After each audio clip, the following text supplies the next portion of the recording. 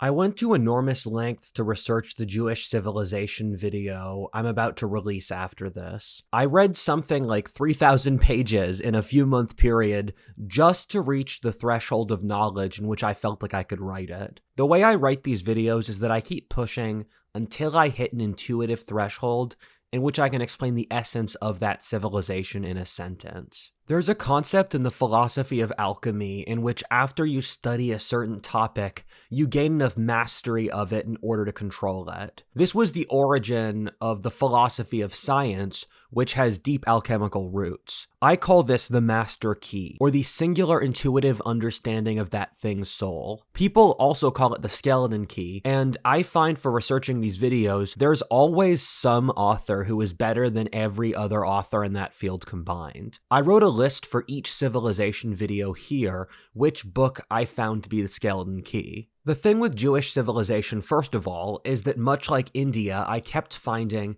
that this is one of those asterisk civilizations. What that means is that in that I would say the West is marked for the heroic search for the truth, the Greco-Roman civilization by attaining bodily perfection, and China for harmony. For both India and the Jews, probably since both societies were designed by mystic priest classes who naturally deal with paradox and complexity as part of their job, for everything I say about those civilizations, there's always a subtlety and another side of it which is the exact opposite. This is why for India I split it into two videos, and as I tried to figure out how to write the Jewish civilization video, I realized that the contextual frame of facts needed to understand what was going on in Jewish history at all was so enormous that I had to make just another video explaining Jewish history itself. The thing is, there's so many facts, so much background, and so much history to cover that the only way to understand the actual video is to tell you that history. For most civilizations, that society started in a certain historic context,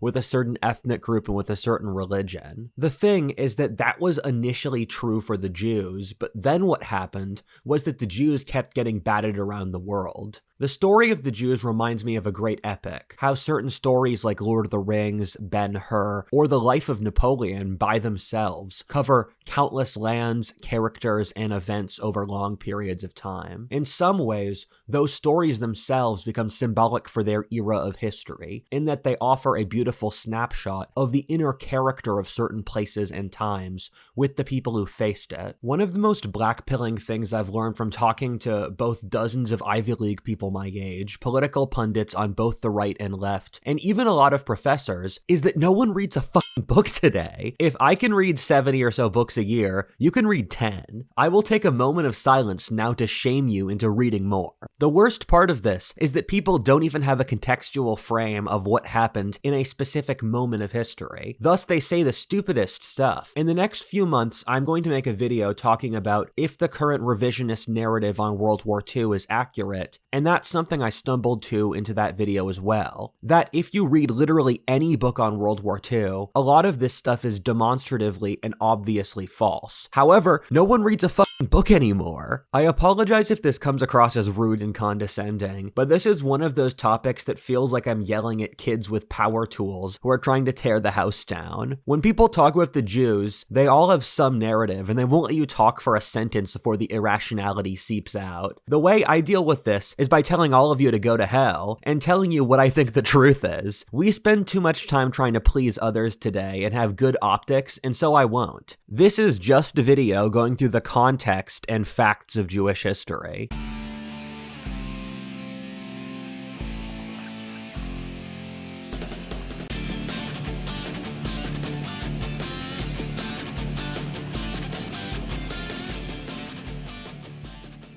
Anti-Semitism is flooding the internet today thanks to a whole lot of crap being shared, and few people know what to believe.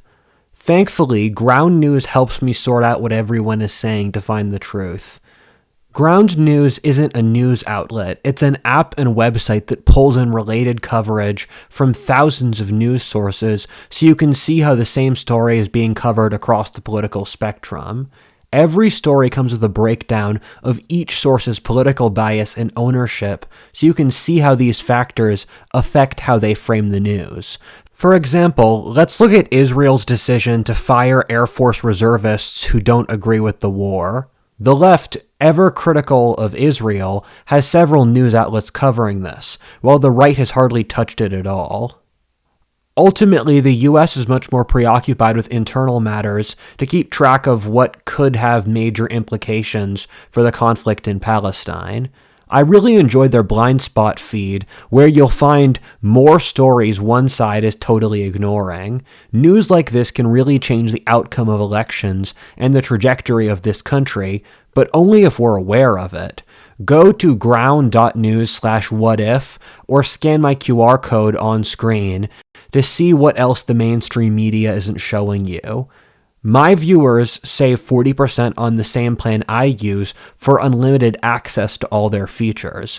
Not only would you be supporting my work, you'd also be supporting an independent platform that respects conservative views.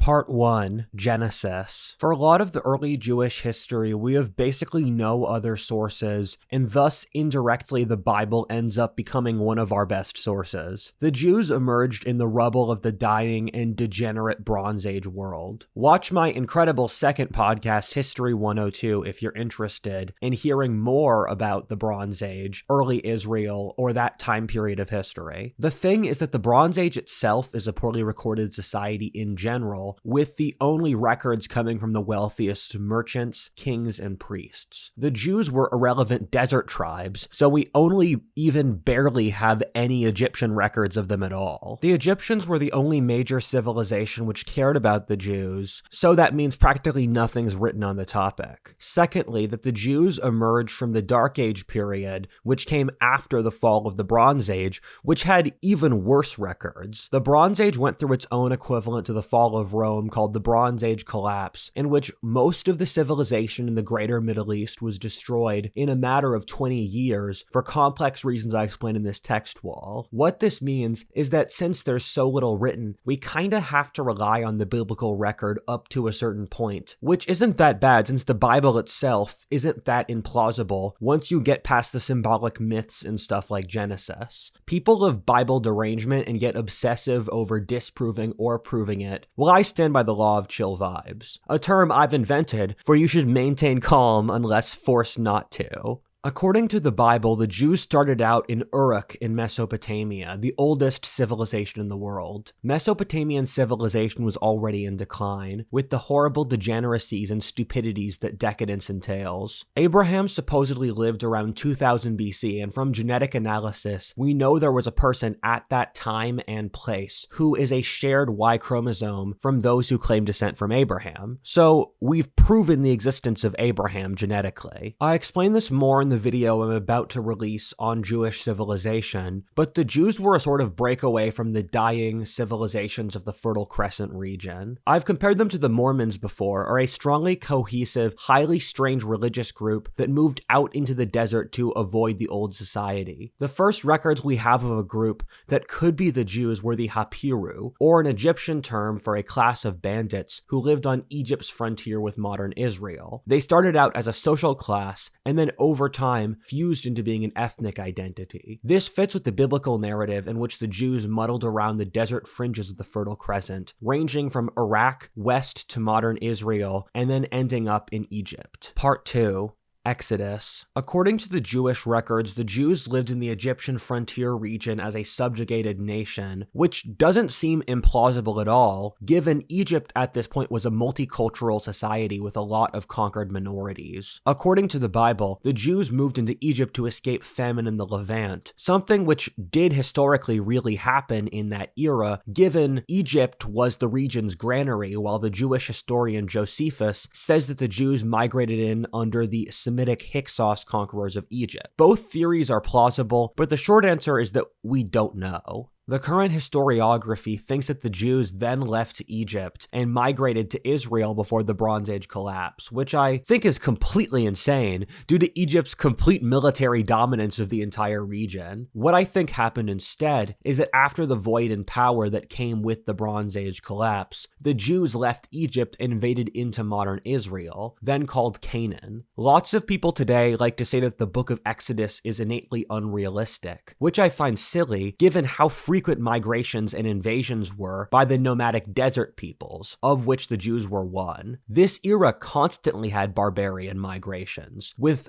dozens pouring out of just the Arabian desert. The Jews conquered and genocided the region of modern Israel, claiming their earlier habitations centuries before justified their right to rule. They ruled the region as a minority, gradually assimilating and outbreeding the local population. I'm going to gloss over a huge era of history now, or a 500-year period, since there were no migrations involved, but the Jews established a unified kingdom under Solomon and David. Said unified kingdom split into two, with the north being Israel and the south being Judea. Jewish monotheism formed over the course of this time period, which over the longer durée of history would turn into one of the most important events ever. Number 3, the Babylonian captivity. As time passed, the Jews faced the normal civilizational cycle of a society which settles into the land and grows wealthier, but in the process becomes more stratified, bureaucratic, decadent, weak, and stupid. The thing that made the Jews special was the introspection their religion gave them, with generations of prophets saying that if the Jews didn't get their act together, they'd be destroyed by the laws of nature, which are not kind to weakness and immorality. They were correct with the Assyrians, and then the Babylonians ravaging Israel. This was in the 7th and 6th century BC, in which the first great powers to recover from the rubble of the Bronze Age collapse were Mesopotamia, or based out of modern Iraq. The Assyrians were the first, being practically the Nazis of the ancient world. They were a hyper-militaristic, brutal, imperialistic society, which would literally brag about committing atrocities. They were incredibly harsh to those who resisted, and the Jews suffered mightily resisting the Assyrians. The Assyrians briefly unified the whole Fertile Crescent region, stretching from Egypt to Iran, before collapsing by making too many enemies and running out of men. Out of the rubble of the Assyrian Empire came their southern neighbor, the Babylonians, who, unlike the barbaric imperialism of the Assyrians, were marked by their cultural refinement and moral degeneracy. Ironically, they were in fact more brutal to the Jews than the Assyrians were. When the Jews kept rebelling, which they had a tendency to do due to thinking of themselves as God's chosen people, the Babylonians literally forcibly migrated a huge part of the Jewish population out of Israel to Babylon to break their spirit.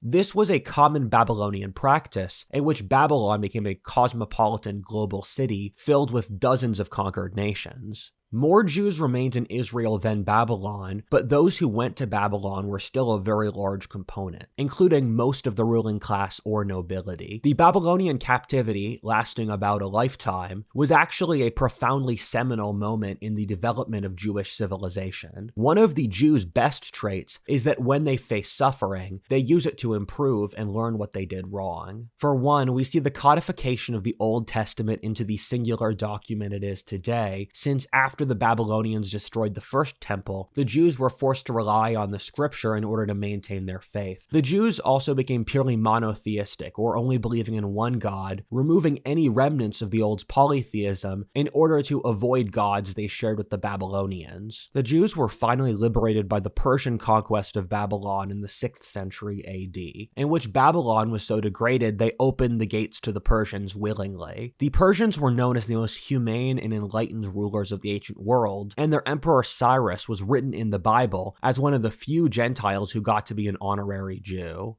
The Persians let the Jews resettle back in Israel, although a huge component chose to stay in Babylon, in which the Iraqi Jews were the biggest population outside Israel throughout the ancient and medieval worlds. Interestingly, Babylonian mysticism had a huge impact on Jewish mysticism, or Kabbalah, which was to become the dominant force in medieval Jewish culture. The Jews rebuilt the temple under Persian rule. Part 4. The Roman Expulsion. We're going to skip 500 years once again. In the period after the Persian dominance, the Greeks under Alexander the Great conquered the entire Middle Eastern region, stretching out from Macedonia to India. After Alexander's death, the Middle East was split amongst his generals, with Israel trading hands first from the Egyptian Ptolemies to the Syrian Seleucids. The Seleucids around the 3rd century BC were more oppressive to the Jews than the earlier Ptolemies, trying to ban both circumcision and monotheism. This sparked a Jewish radical revolt called the Maccabees, which also surprisingly worked. This is strange since the Jews are one of very few indigenous populations who were able to successfully gain independence from Greek colonialism. The Maccabees forced the majority population of Israel to convert by the sword, and most people of Jewish ancestry today are descendants from the forced conversion under the Maccabees. However, like everyone, the Maccabees grew decadent and were conquered by the Romans, who first used puppet governments and then ruled Israel directly. The Jews had a natural tendency to rebel due to their messianic belief that they were God's chosen people, and that if they followed God's orders correctly, he would grant them victory against impossible odds. Jewish mystics in the 1st century AD had constant visions that their Messiah would come to liberate them and allow them to conquer Rome. The thing is that they were right, just not how they thought, and they killed that guy. Much like the Babylonians and the Maccabees before, the radical Jewish fanatics rebelled against the Romans in the 1st century AD. This was an incredibly bloody and difficult war. In fact, the bloodiest and biggest war of the Pax Romana era, killing over 1 million people, which is pretty remarkable given Israel's population was only slightly larger than that. The Romans had to keep reconquering Israel only for a few Jews to keep rebelling again and then restart. After a certain amount of wars, the Romans just gave up and mass expelled a majority of Israel's population outside Palestine. The Romans oppressed the Jews, which is kind of remarkable given the Romans were one of the most religiously tolerant empires of the ancient world. The Jews saw their god as innately superior to the false Roman gods and refused to make any sacrifices to the Roman gods. This was something the Romans could not tolerate for complex cultural reasons I explain in this text wall. The Jews were about 13% of the Roman Empire's population, or equivalent to the modern black population in America, and much like black Americans, they worked in menial jobs living in their own inner-city ghettos. The Jews only became skilled merchants in the medieval period. The Jews had one of the highest birth rate in the Roman Empire, due to probably being the most religious people in the empire, thus they had been spilling out of Israel, settling across the eastern Mediterranean for centuries beforehand. The international, mostly Greek-speaking Jewish population was completely instrumental in creating Christianity, which used this diaspora as a way to spread across the entire Mediterranean and known world quickly. The Romans expelled Jews as far across the Mediterranean as possible, settling them intentionally in Spain and South France. Modern Ashkenazi Jews are about 40% Mediterranean European ancestry, like Spanish, French, and Italian. Since the Roman Empire fell into degeneracy, lots of local women married into the Jewish community since it had more stable family values and community. Meanwhile, the Spanish and North African Jewish populations are almost identical to the original Levantine Jewish population. Jews remain concentrated in the eastern Mediterranean, with the largest population centers being in Egypt, Babylon, Syria's coastal cities, the cities of Greece, Anatolia, Rome, and Carthage. Basically, if you read the Bible and a city is mentioned, assume it had a large Jewish ghetto population. This era was also completely instrumental in the creation of modern Judaism, in that without the temple, the Jews had to rely on the rabbis, who became a hereditary ruling caste, as well as the scripture. Part 5. The Islamic Empire. As the Roman Empire fell, you saw the gradual collapse of classical civilization, and until the Crusades, the torch of civilizational dominance passed over to the Islamic world, where under the Prophet Muhammad, the Arabs conquered the largest empire in history up to that point, stretching from Portugal to India. In the early medieval period, Islam was the wealthiest, most technologically advanced, philosophic, tolerant civilization in the world. This was the golden age of Islam. The Arabs were a desert herder people who, after conquering such an enormous urban empire, relied upon the local populations to govern. This included Greek-speaking Christians and Jews. Across the Muslim world, the Muslims treated the Jews more favorably than the Christians, since until around 1000 AD, the Christians were a majority of the population of the Muslim world. This was a cause of resentment in Spain, for example, where once the Christians reconquered the country, they remembered how the Jews worked with the Muslims against the local Christian population. The Jews operated as strong merchants in the Muslim world, learning their financial abilities in this time period. As an example of this, the Geniza records in medieval Cairo are some of the best records we have of the medieval economy, showing a highly complex system which stretched out to China in the east and Britain in the west. When I briefly went to college for a single year before dropping out of school, my area of speciality was medieval Islam, and my last essay was on the medieval Egyptian economy. And so this is a topic I know way too much about, and read this text wall for my milkshake joke.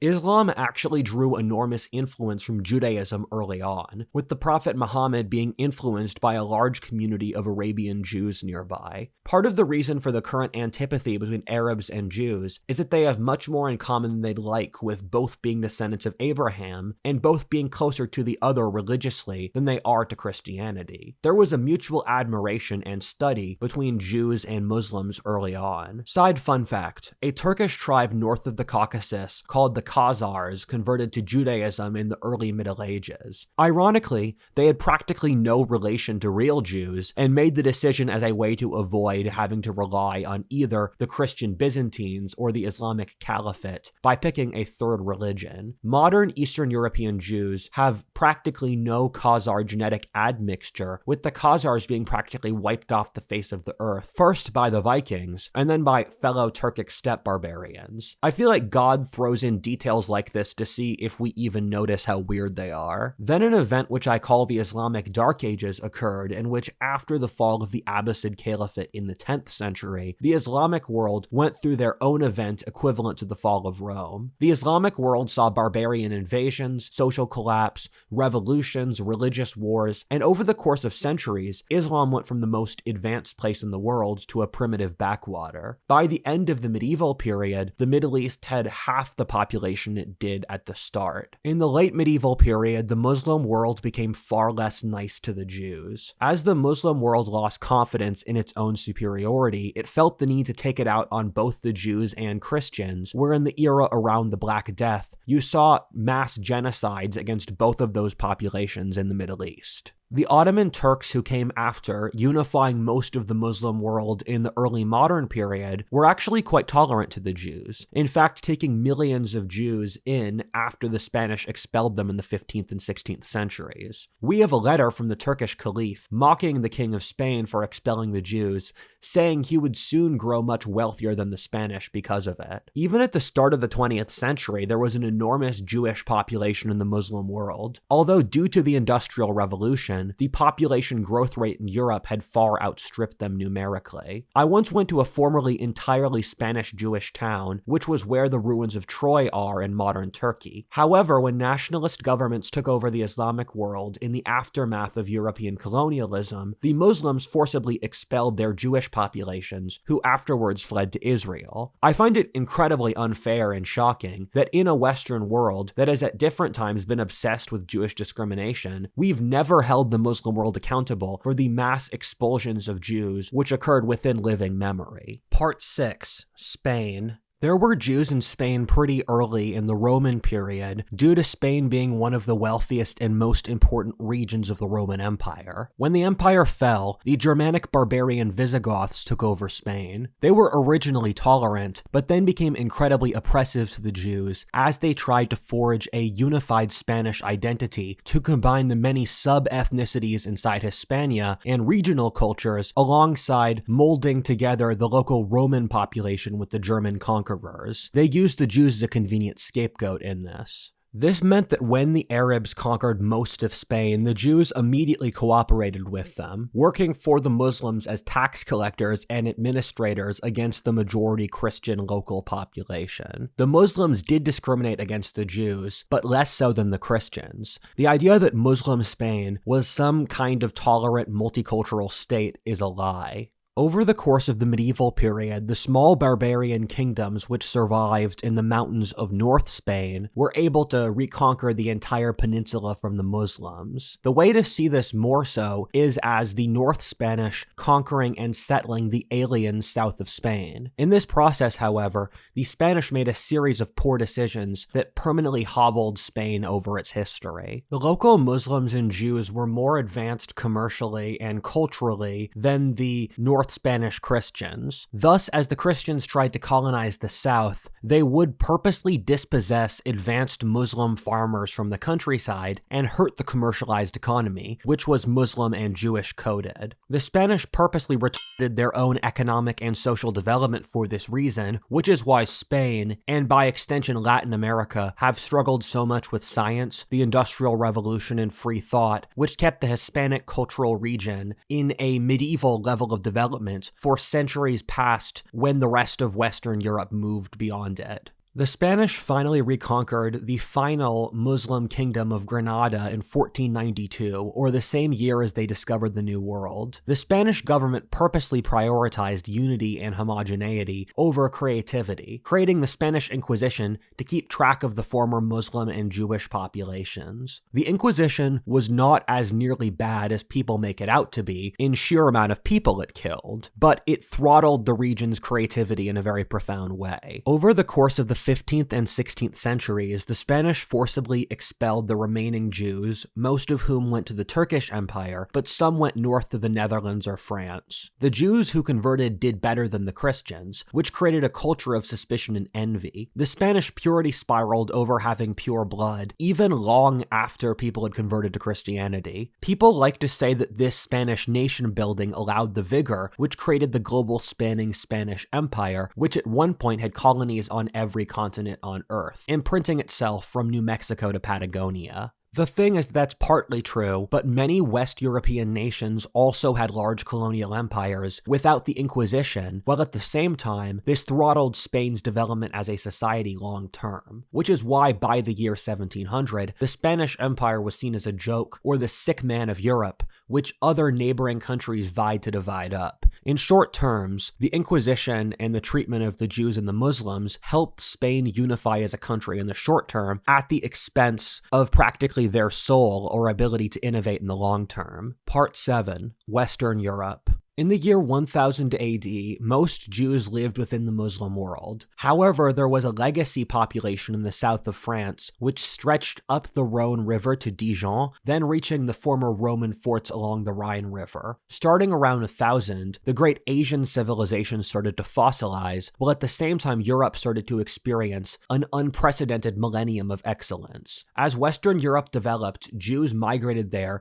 to partake in the growing commercial economy. The West Europeans, or as they were called at the time, Franks, were originally quite supportive of the Jews. There wasn't much anti-Semitism, and we even have records of a few Frankish noblemen converting to Judaism, seeing it as a higher culture. However, as Western Europe developed more and started to form more of its own civilizational identity around Christendom, you saw mass purges of the local Jewish population. An example of this being the butchering of the Jewish populations in the German Rhinelands during the First Crusade in the 11th century. The Jews lived in their own ethnic ghettos in the cities split off from the majority Christian populations, engaging in commerce since they were not allowed to own land. The Jews were also the first bankers, given the Christian rulers at the time banned usury between Christians. This was the general pattern across this whole era, including the Muslim world. What happened, though, is that by the time we get to the 13th century, anything the Jews did between goldsmithing, banking, or trading was something that the West Europeans, especially the Italians, could do just as well. Once we get to the early 14th century, Europe was experiencing acute overpopulation, while its ruling governments were on the verge of collapse due to secular cycle reasons very comparable to what we're seeing today. Western European governments hit an incentive in which they had zero reason to not expel the Jews, given the kings could just take their money, not have to pay off their debts, while appearing good to their own anti-Semitic population. populations. Ironically, and this general pattern across history, is that the monarchs were more sympathetic to the Jews, who they saw as a useful tax base, while local nationalistic priests and noblemen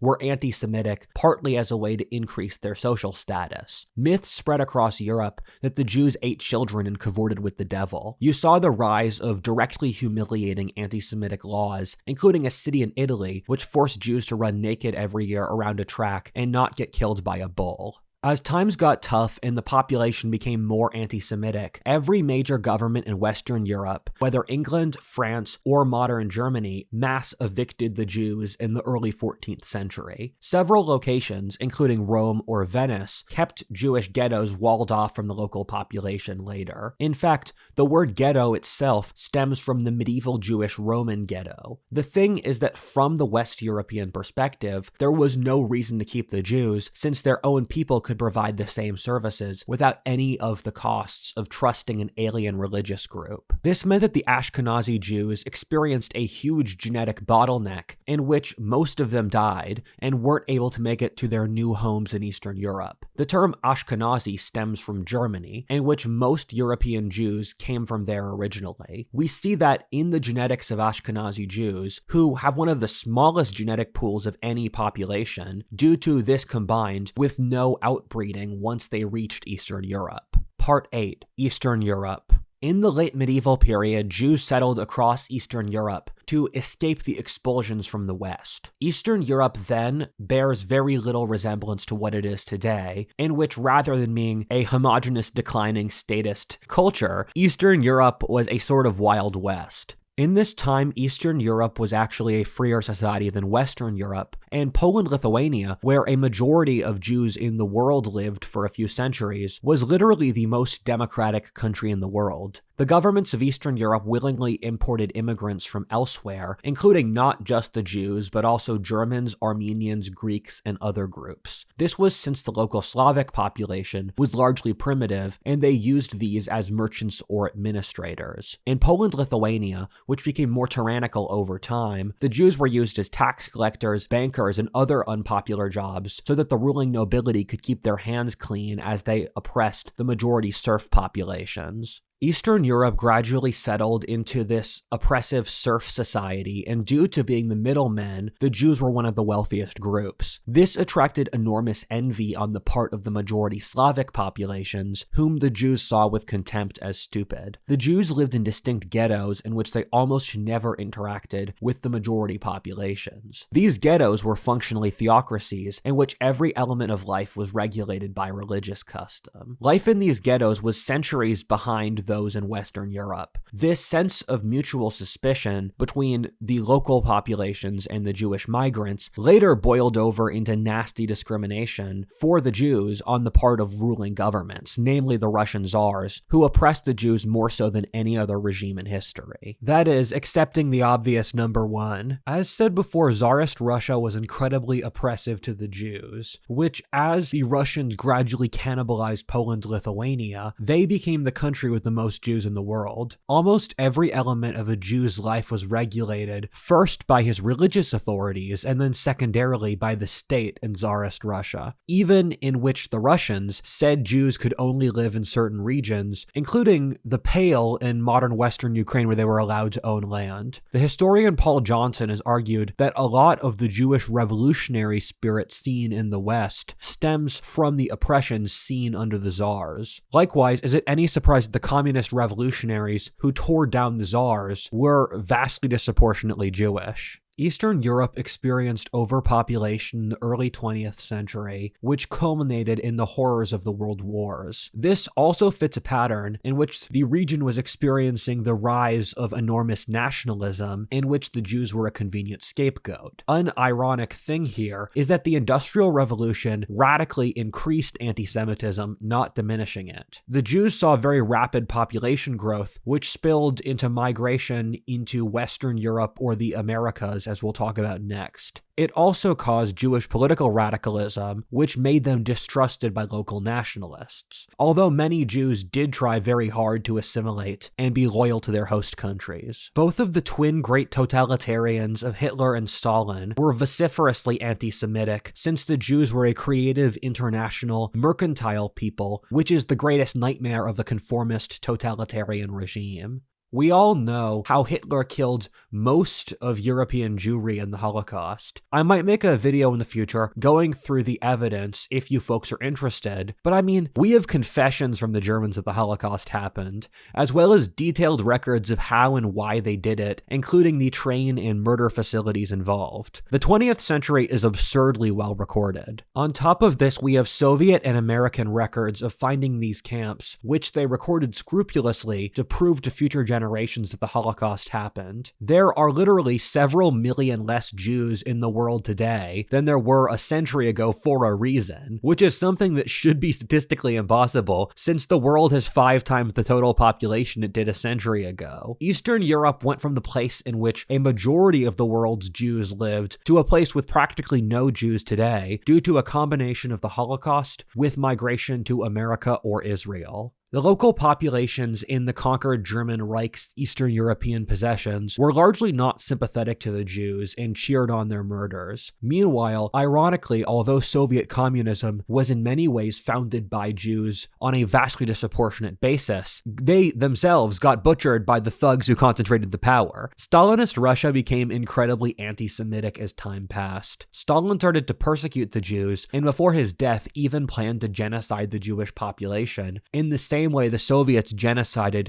many other ethnic minorities, whether the Russian Germans, Chechens, Koreans, Cossacks, amongst others. By the time we get to 1960, almost no Jews were left in Eastern Europe as they had fled elsewhere. Part 9. America. I find it strange America today is the country with the second most highest number of Jews in the world today, given we are on a completely different continent from anywhere close to Israel. Today, almost all Jews in the world are concentrated in either America or Israel, which have both roughly half the population. It does fit the pattern that the Jews head to the frontiers which need their skills, and then sadly what normally happens over time is that as the frontier fills up, they expel the Jews once they no longer need their skills. There was a mass Jewish migration out of Eastern Europe in the early 20th century, partly to escape the oppressive nationalist governments, and also to let out pressure from their enormous population explosion. The musical Fiddler on the Roof is a sort of humorous look at this era of history, alongside Thomas Sowell as the best author on this topic. You should see the migration to the newly liberal West European nations, which had reopened religious tolerance as a side effect of the Enlightenment, alongside the mass migration to America, which dwarfed it in size. Both America and Western Europe had small pre-established Sephardic or German Jewish populations, which were highly assimilated and educated. They universally disliked the waves of Ashkenazi migration from the shtetls of Eastern Europe, whom they saw as barbarians who would make them look bad. This was an era in which America was experiencing enormous migration from Europe due to having an enormous open space from the frontier we were trying to fill up.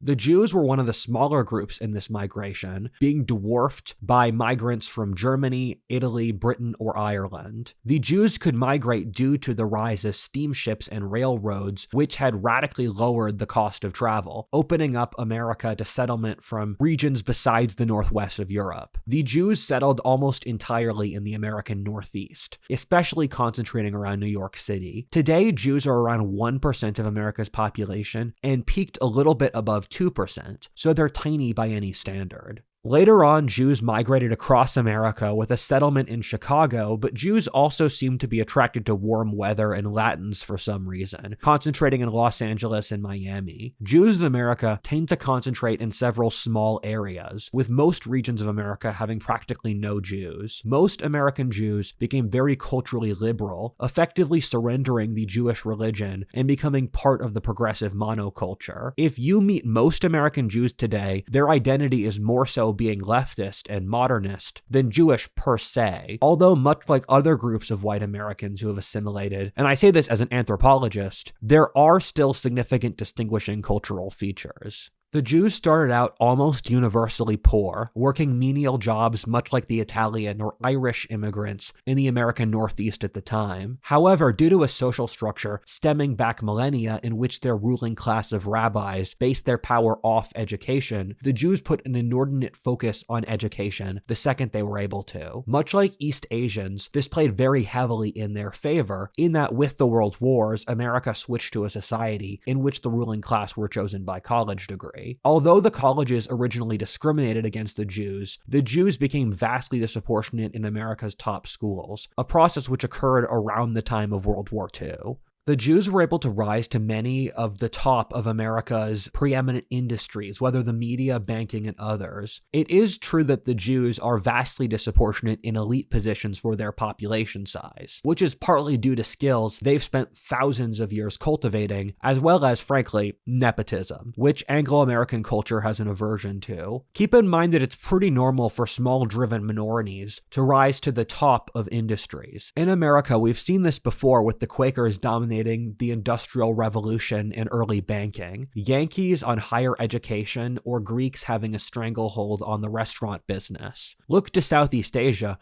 where the Chinese have a near complete domination of capital while only being a few percentage points of the population and incredibly discriminated. Something that often goes unstated here is that although the Jews are vastly disproportionate, given they're just a little over 1% of America's total population, they are not dominant or a plurality in practically anything. For example, in the field people talk about a lot for being Jewish-dominated, banking, Jews make up only about a third of top bank leadership, being vastly outnumbered by Gentiles. And I say this because one of my areas of obsession is American anthropology, but in practically any single statistic you'll pick, whether in population, genetics, leadership, tech, government, whatever, English Americans will practically always be the plurality because they make up around a third of America's genetics. The Jews have built up resentment in America for reasons comparable to other places in that the Jews have pushed for social progressivism on a disproportionate basis. However, they do have an active interest to do so due to so frequently being discriminated against by nationalist governments. The Israel lobby has an enormous power, but frankly so do many other lobbies people don't care about,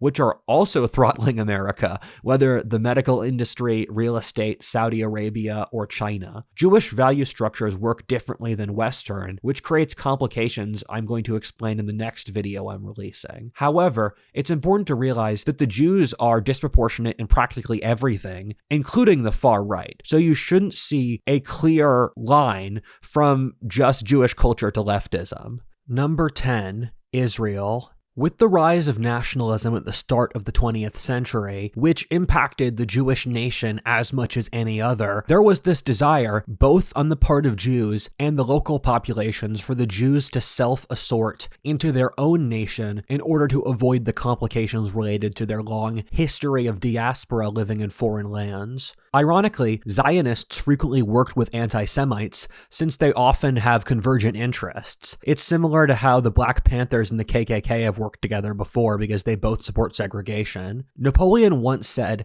that if the Jews could unify into a single nation, they would be truly great, but their power was weakened by disunity. Zionists, which is a phrase I hate because it feels so overused in weird contexts, like you can't say neoliberal anymore, looked in many different places for the possibility of a new Jewish homeland. One option was Madagascar, another Kenya, beyond the Urals in Siberia, or even Alaska potentially. These all make interesting alternate histories, but starting in the late 19th century, Jews started to settle in the former homeland of Palestine, which was under Turkish governance, who by this point had been settled by Arabs for thousands of years. Palestine was conquered by the British in World War I, which allowed further Jewish settlement, but the really seminal moment was that the horrors of the Holocaust created a cultural moment in which Western civilization felt a moral panic about the dangers of anti-Semitism. Thus, the British gave the Jews a region of land in modern Israel and the Arabs another neighboring one. The British had a policy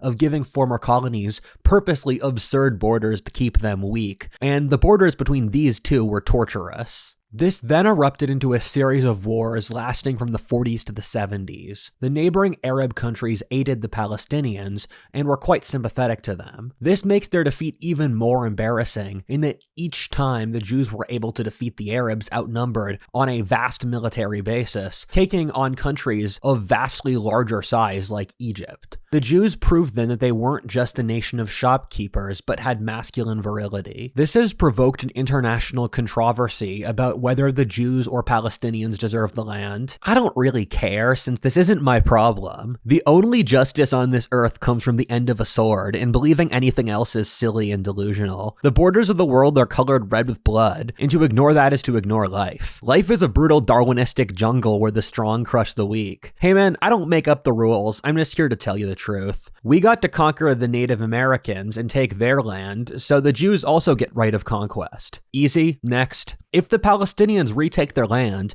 it'll be heroic and based for them. However, this is still not my problem. I hold the law of chill vibes, and that I refuse to care about anything I'm not forced to. Israel formed the only successful democratic industrialized regime in the region, surrounded frequently by unstable failed states. It's a tiny region the size of New Jersey that massively punches above its weight. The constant threat of instability and war has kept both the Jewish and Palestinian birth rates artificially high in a battle of wombs. This has come at the cost of the conquered local Palestinian population. But to be blunt, the Palestinians can live in a Jewish state, and it's not true the other way, in any way you could make up. There's a war going on now as the American empire grows weaker, in which the population of Gaza rebelled against the Jews. Cool, we've hit the present date now. Let's see what happens next. Peace.